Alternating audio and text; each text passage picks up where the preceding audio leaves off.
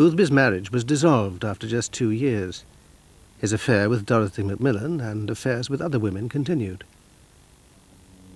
But as he grew older, Boothby's search for relationships with younger men quickened. One was with George Carruth, whom Boothby first met on a holiday in the Caribbean. Carruth came to London in the late 1950s as a dancer, and then, on Boothby's advice, trained as a chef. He always taught me the best. Took me to the best restaurants. You got to see, young man, what good food is all about if you're going to make your mark. So that's how we communicated with through the time. I mean, we were inseparable. I mean, anything that I wanted to know, I was in doubt, he was there. You know, I probably was like the son he never had, and I wanted advice, and he was there. Carruth's father had asked Boothby to watch over his son. But that didn't stop Boothby on one occasion, after a particularly good dinner, making a pass. We ate so much food, and he really stank of garlic, and no doubt he was jolly and tried to give me a kiss on the cheek. And I says, get off of it. I says, you stunk of garlic. And he said, you know, George Carruth, you are the biggest little shit I have ever known. And I said, well, that's all right, but no garlic and get off of it, you know. But why was he upset with you? Because I just wouldn't allow him to come closer to me. But another young man was more accommodating. Boothby's true relationship with him, which has remained secret till now, would have momentous consequences. Leslie Holt came from a very different background to Robert Boothby. One of 9 children, he spent his childhood in the wartime slums of London's East End. He was often in trouble with the police, and family legend recalls how the young animal-loving Robin Hood was finally sent away from home. He was about 8 or 9, I can remember, when he loved animals. He brought home a dog, a great big dog, and my mum had 8 boys and me, you know, we never had nothing. And she said, oh, get this dog out, Leslie, because I can't afford to keep you, let alone him. And he started moaning anyway. He took the dog out, and he thought the dog was hungry, and he nicked a tin of biscuits to give the dog a biscuit, you know, because he was hungry, with another boy.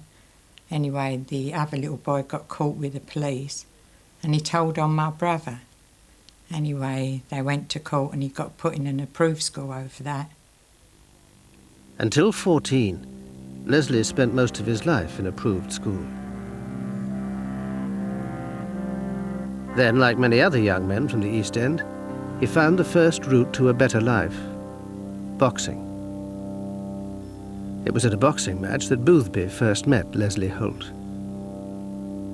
He was a very cheeky sort of person. And had someone told Leslie, oh, look, there's Lord Boothby, he would have gone right over and introduced himself. You know, he would have made himself known.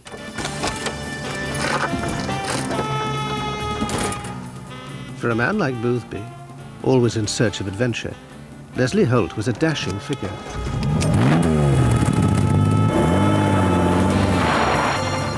From boxing, Holt moved on to earn his living as a skillful and successful cat burglar.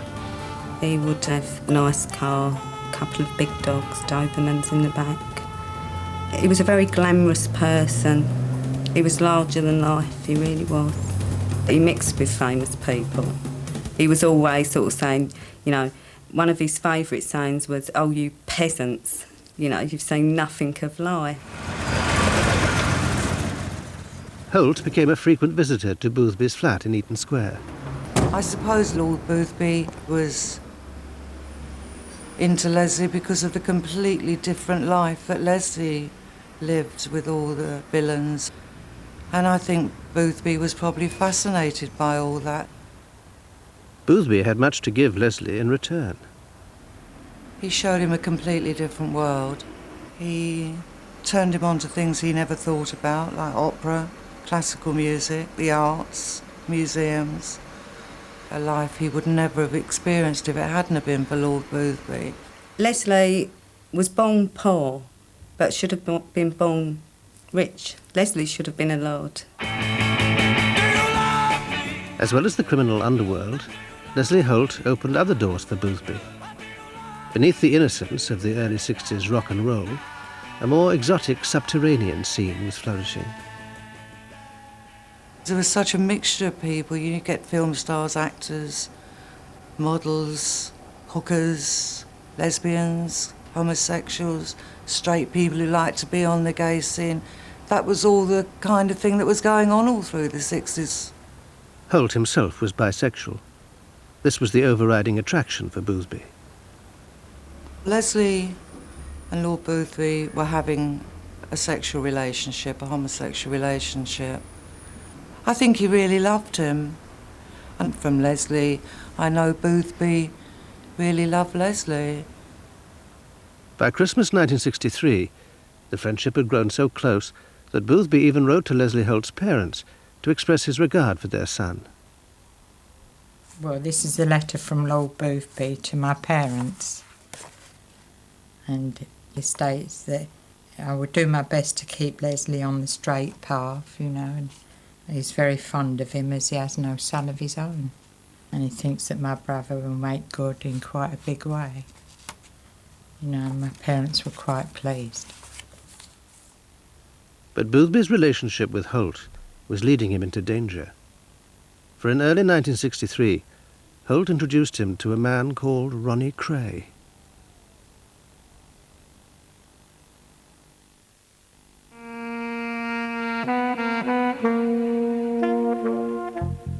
"1963 was a dangerous year for men in the public eye. The War Minister, John Profumo, had been forced to resign after lying to Parliament about his relationship with a prostitute, Christine Keeler. Until then, politicians' private lives had been largely immune from press inquiry. Even the most flamboyant character like Boothby, lover simultaneously of a Prime Minister's wife and a cat burglar, could joke about it. If I really told the full story of my private life, I think I'd make £500,000, but I'd have to spend the rest of my life in Tahiti, and I don't particularly want to do that. But Fleet Street and the new satirists of television were taking increasing liberties with the reputations of great men. Now, sir, you're a government spokesman. Oh, yes, darling.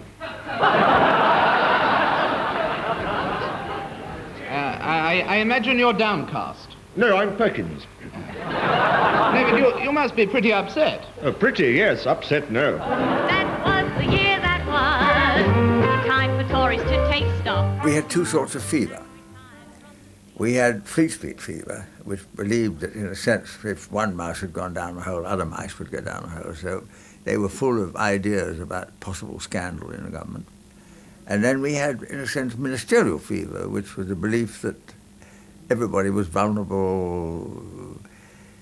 And so we had a high state of excitement. The next year, the Tories were hit by another scandal which threatened to rival Profumo. On the 12th of July, 1964, the Sunday Mirror printed a story about a homosexual relationship between a prominent Conservative peer and a leading London thug. Though the Mirror didn't name them, the peer was Lord Boothby, the thug, Ronnie Kray. The next day, some photographs showing the two men together were delivered to the Mirror. The pictures landed on my desk and we were delighted. This was it. Bang, we've got him. Normally you would have said, well, there's nothing particularly incriminating in these pictures, except that you're looking at a notorious criminal, a well-known homosexual, a very dangerous, sordid kind of character, and next to him, a peer of the realm, pillar of the Conservative Party, Churchill's associate, Lord Boothby. A public darling, of course. He'd been the uncle of the nation through television. Everybody loved Boothby, but he really looked a fish out of water sitting there next to Ronnie Kray, that's for sure. And we thought everybody would draw the right conclusions.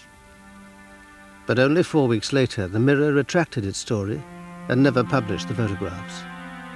The full set of photographs, seen now for the first time, are the key to understanding why the entire political establishment wanted the peer and the gangster story covered up.